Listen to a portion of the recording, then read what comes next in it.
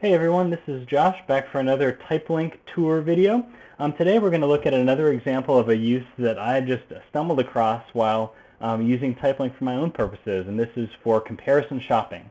The example I'm going to use is for shopping for a house to rent, but really any kind of comparison shopping you might want to do, TypeLink can be a great tool to organize it. And remember that TypeLink is available on your PC, desktop, or laptop, or Mac, of course, in full screen mode, and is also available on your iPad, iPhone, or other mobile phone. So you can take notes while you're on the road looking at things in a store or visiting houses, and then go through it in more detail once you've got time to sit down at a computer. And so again, this is just one of the many possibilities of different types of information you can organize in TypeLink, but I thought this was a helpful example talking about the benefits of the hyperlinking model that TypeLink uses and how it's better than a Word document or just a list of folders. And specifically what we're going to look at is putting some information on detail pages and other information on the index page and how that's going to benefit you in being able to just process the information that you're going through. So to begin, what let's do is let's edit our home page here and create a house shopping link, or rather type in house shopping, and now we'll make it into a link. And on this page, let's say we're looking at houses at a few different addresses. So I'm going to go ahead and type them all in here just to make it quick. They're all made up, of course. 234 Long Road, 345 South Ave, 456 High Road. Starting to notice a pattern. It's pretty coincidental, isn't it? 678 Peachtree Street, as a shout out to all my Atlanta peeps. All right, so let's say these are the addresses that we found. So now when you actually visit one of the houses or look up the information online, you can create a page that corresponds to the address. Of course, that's an obvious thing to do. And on this page, you could put all the information you would want to know about this address. You can put a link to the online ad you found it at. I'm just going to put ... here because I don't want to link to a real website. You could type in the name of the contact person, phone number, email address,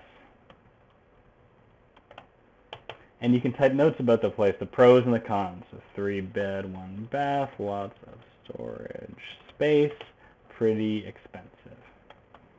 Anything that I want to remember about this address, TypeLink is the one place that I can put it. So now I have my page. Oh, there's a space in my URL. That shouldn't be there. So you see that it's made the URL and the email address a link. If I was to pull this up on my phone, the phone number would also be automatically turned into a link to tap to call that number.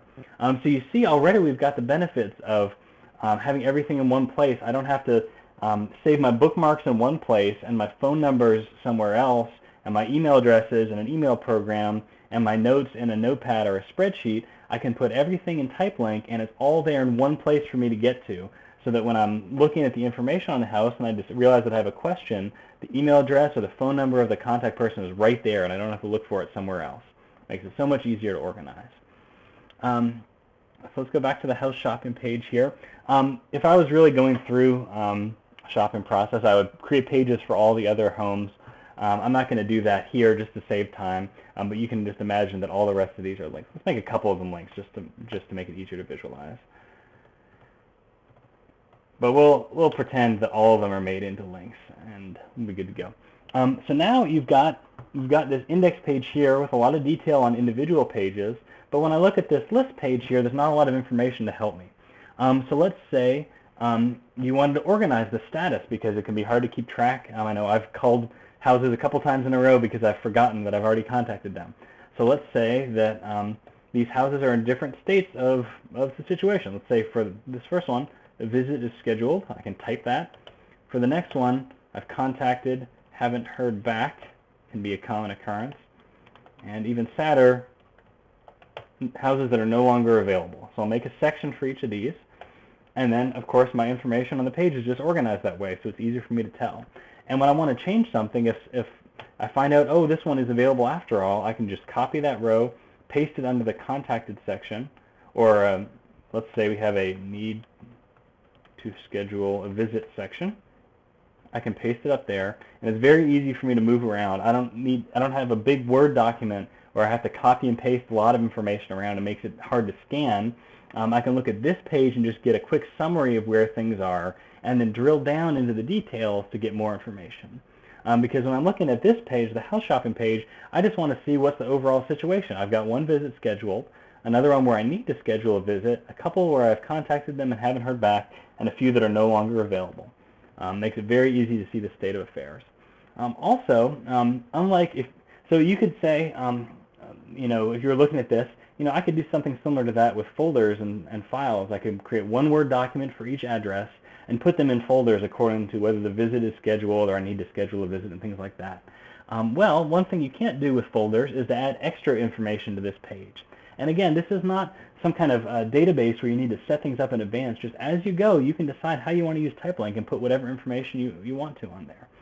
So let's say on 123 Main Street, so this is a visit scheduled, so probably on this screen I'd like to be reminded when it is that I'm visiting them.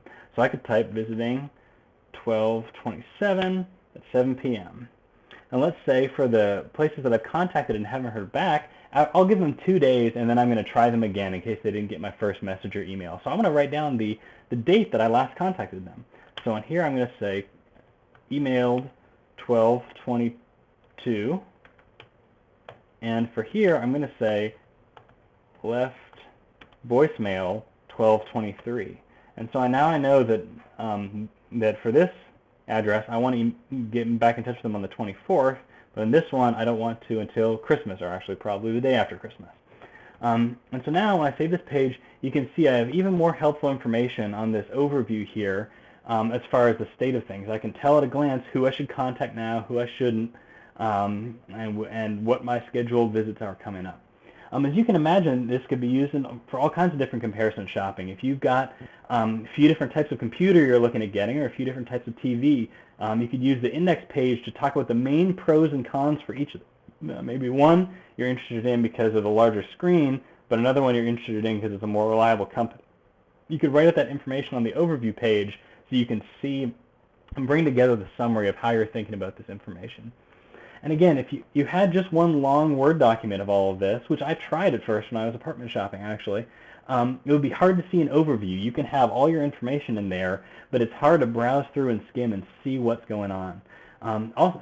So what you could do instead is split it up into separate documents, but with separate documents, it would be hard to see these separate details and get this overview here. With TypeLink, all your information is brought together into one place, and it's very easy to organize everything you need for your comparison shopping project. Well, I hope this has been a helpful overview to give you some more ideas of how to use TypeLink. Go to typelink.net for more videos with more ideas on how to use this innovative tool to organize your information in a web that lets you get to information more easily. Also go to typelink.net to find out how you can sign up for an account for free for your desktop, laptop, and mobile device. Thanks.